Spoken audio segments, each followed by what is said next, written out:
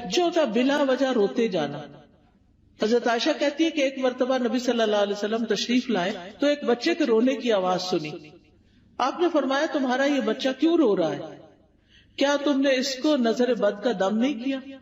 کئی دفعہ ہوتا ہے نا، بچے نے کھایا پیا سویا آرام کیا سب کچھ کیا ہوتا ہے لیکن وہ چین ہی نہیں پکڑ رہا ہوتا.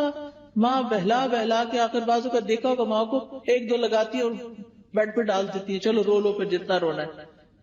حالانکہ وہ بیچارہ کسی تکلیف میں مبتلا ہوتا ہے، اس وقت اس پہ سورۃ فاتحہ پڑھ کے دم کرنا چاہیے کیونکہ وہ ڈسٹرب ہوتا ہے. بعض بچے ہائپر ایکٹیو ہوتے ہیں، بے وجہ خواہ مخواہ میں ماں کو ٹیچرز کو سب کو تنگ کرتے رہتے ہیں. تو ایسے بچوں کا بھی علاج کرنا چاہیے، صرف دوا سے نہیں بلکہ دم وغیرہ سے بھی. اسی طرح بعض بچے کمزور ہو جاتے ہیں، یعنی بہت سوکھے اور بالکل ان کی ہیلتھ اچھی نہیں ہوتی.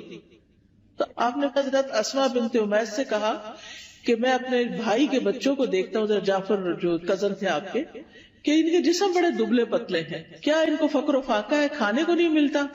تو حضرت اسماء کہتی ہے نہیں، ان کو نظر بہت جلدی لگ جاتی ہے. آپ نے فرمایا انہیں دم کرو. انہوں نے آپ کے سامنے چند کلمات پیش کیے تو آپ نے فرمایا انہیں دم کرو، یعنی ان کے اوپر دعائیں پڑھ کے پھونکو. اور دم کرنے کا بہترین طریقہ سورۃ فاتحہ پڑھے، آیت الکرسی پڑھے، معوذتین پڑھے اور پھونک مار دیں. کسی راکی کے پاس جانے کی بھی ضرورت نہیں. ہر ماں کو طریقہ آنا چاہیے کہ کس طرح کرنا ہے. نبی صلی اللہ علیہ وسلم ہر روز رات کو سوتے وقت اپنے ہاتھوں پر قل هو اللہ، قل اعوذ برب الفلق، قل اعوذ برب الناس 3 دفعہ پڑھ کے اپنے چہرے، اپنے سر، اپنے سارے جسم پر جہاں جہاں ہاتھ پہنچتا تھا آپ پڑھ کے خود اپنے آپ کو دم کر لیتے. پوری زندگی کا آپ کا معمول تھا.